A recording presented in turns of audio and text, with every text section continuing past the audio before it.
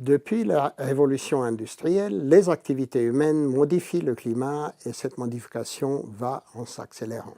La quasi-unanimité des scientifiques est maintenant catégorique sur ce point.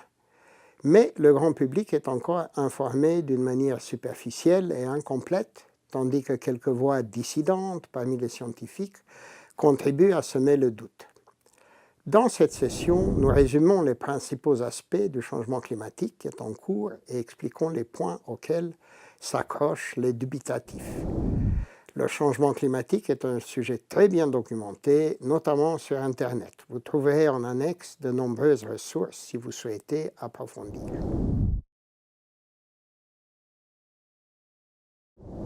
Le changement climatique, c'est d'abord le réchauffement des températures.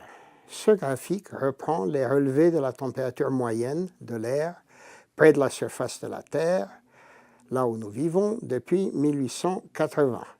Elle a augmenté d'1 degré depuis 1880, dont la moitié depuis 1980. On a la chance en matière de climat de disposer d'une référence scientifique incomparable. En 1988, donc il y a une trentaine d'années, un groupement d'experts intergouvernemental sur l'évolution du climat, le GIEC, a été créé avec le support des Nations Unies. Son but, rassembler les connaissances scientifiques, techniques et économiques sur le changement climatique à l'échelle mondiale. Des milliers de scientifiques de tous les pays travaillent sur les évaluations successives du GIEC avec le financement des 195 pays membres.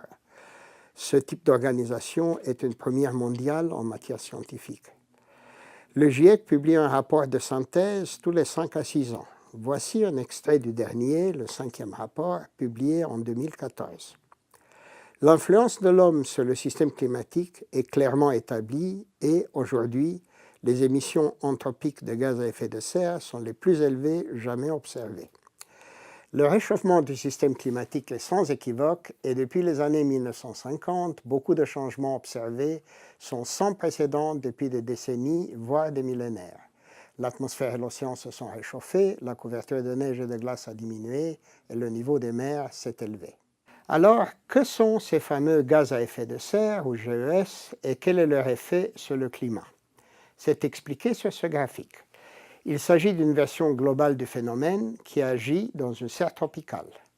Les GES, dont le dioxyde de carbone, CO2, et le méthane, CH4, sont les plus importants, sont des gaz à faible concentration dans l'atmosphère, mais qui jouent un rôle décisif dans le bilan radiatif de la planète. L'énergie solaire traverse l'atmosphère terrestre. Elle est réfléchie par le sol et en émettant du rayonnement infrarouge.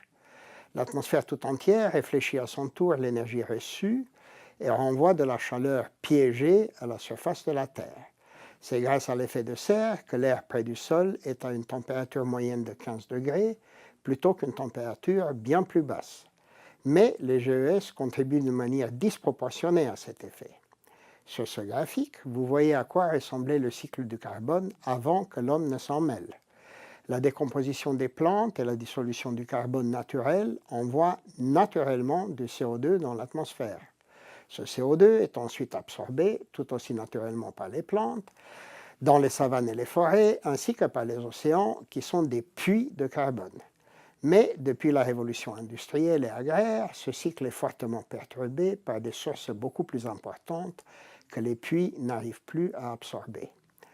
En effet, depuis que l'homme brûle massivement des combustibles fossiles, le dioxyde de carbone émis, représenté par des flèches rouges sur l'image, dépasse largement ce qui est absorbable par les puits de carbone naturels, qui sont les flèches vertes sur l'image.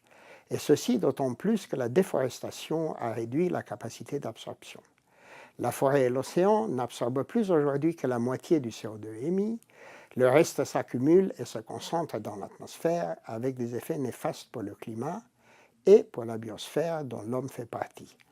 Tandis que l'accumulation de CO2 dans l'océan contribue à leur acidification et donc au blanchiment des coraux et autres effets néfastes pour la biosphère marine. Le dernier rapport du GIEC, finalisé en 2014, prévoit que la température terrestre pourrait augmenter de 3 à 6 degrés d'ici la fin du XXIe siècle.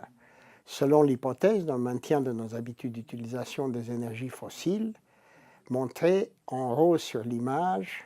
Selon la même hypothèse, le niveau des mers pourrait monter d'une moitié de mètre à 1 mètre d'ici 2100. Ces changements sont irréversibles pour des centaines d'années à venir. Ils sont d'une ampleur comparable à ceux que la Terre a connus lors de la dernière déglaciation, il y a environ 20 000 ans. La température moyenne de la Terre a alors changé de 5 degrés. Voyons quelles ont été les conséquences. Donc, la dernière fois que la Terre s'est réchauffée de 5 degrés, le volume total des glaces sur Terre a changé de manière radicale. L'Europe est passée d'un climat glaciaire, avec des plaines couvertes de steppes et de toundra, et les Alpes complètement couvertes d'une épaisse calotte de glace, à un climat tempéré. Tandis que les régions tropicales de la planète étaient bien plus sèches qu'elles ne le sont maintenant dans un climat post-glacial. C'est un changement de même ampleur qui nous attend si nous ne modifions pas radicalement nos habitudes non soutenables. Sauf que ce changement ne prendrait que quelques décennies par rapport aux centaines d'années de la transition climatique qui a eu lieu il y a une vingtaine de milliers d'années. Les conséquences du réchauffement climatique seront sévères. Leur ampleur dépendra de nos émissions. Il n'est pas possible de faire à l'avance l'inventaire de toutes les mauvaises surprises puisque la situation est inédite. Mais on sait déjà que les rendements agricoles des cultures céréalières de base comme le maïs pourraient être rapidement affectés. Donc, une montée des prix et une pénurie alimentaire sont plus que probables. La montée des eaux menace la vie des centaines de millions de personnes qui vivent sur les côtes, par exemple dans le delta du Nil, où 15 millions de personnes sont concernées. L'acidification croissante des océans menace la biodiversité halieutique et pourrait faire apparaître des nouveautés aux conséquences imprévisibles, par exemple des invasions de plancton. Il faut aussi noter que la perte de biodiversité déséquilibre les défenses naturelles des écosystèmes et favorise l'apparition des maladies et les probabilités de contagion. Nous arrivons au terme de cette session. Le réchauffement climatique n'est pas une fatalité. Ce n'est pas une catastrophe naturelle subie par l'humanité, comme par exemple la peste noire du XIVe siècle en Europe, ou les séismes et les éruptions volcaniques. Il s'agit d'un phénomène initié par l'homme dont nous connaissons relativement bien les causes et les effets. Redresser la trajectoire du climat est possible.